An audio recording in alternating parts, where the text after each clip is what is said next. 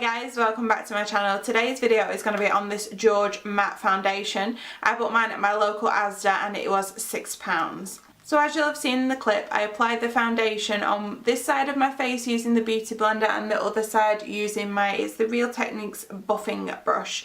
I did find that when I used the buffing brush on this side of my face I got a lot more coverage. I did find that the foundation was quite buildable as well, so when I applied it with the Beauty Blender I didn't get that much coverage, but I was able to go over and put another layer on, and I think they kind of look the same now.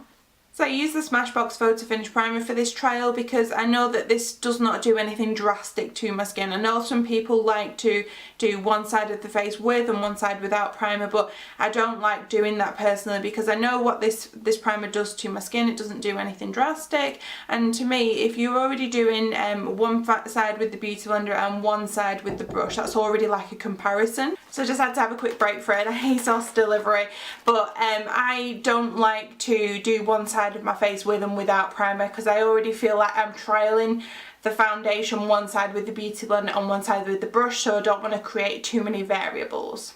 So I did set my face with this George translucent powder, and I actually really like this, and I think this was only like £2 or £3, so I recommend this if you're looking for a new setting powder. I also think it's really great for under the eyes as well because it makes them really bright. So this is the George foundation that I'm trying today. I absolutely love the packaging, the black and the rose gold.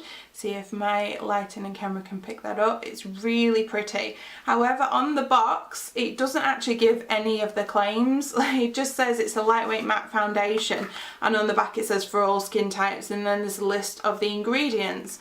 So it doesn't really have any claims other than it's lightweight and it's matte, and I can agree with that. It does feel really nice on my skin. It doesn't feel heavy, and I think it's a really good coverage, and it was definitely matte when I put it all on my face.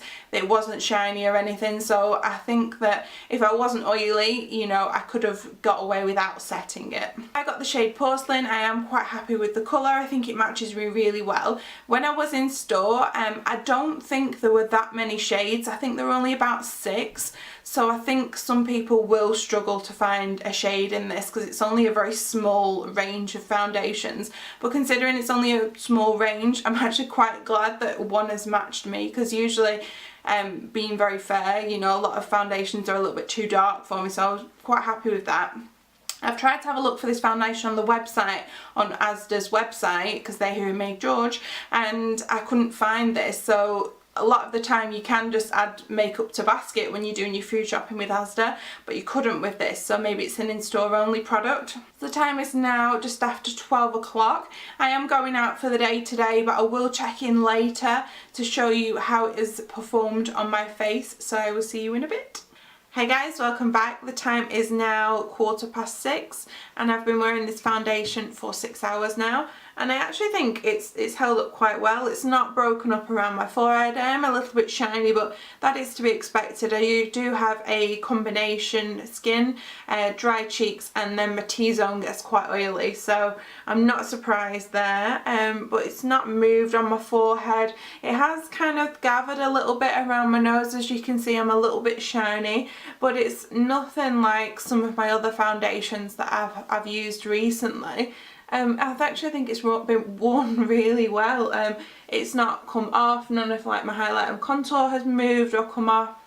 I think for a £6 foundation it's actually done really well, and the shade is not oxidised or anything. It looks exactly the same as it did 6 hours ago, and you know, it's only lost a little bit of its mattness around my T-zone, but that is to be expected. So for £6 it's a great little foundation, and I would obviously go into store first, and if they've got testers, have a look if you can get like a shade that matches you.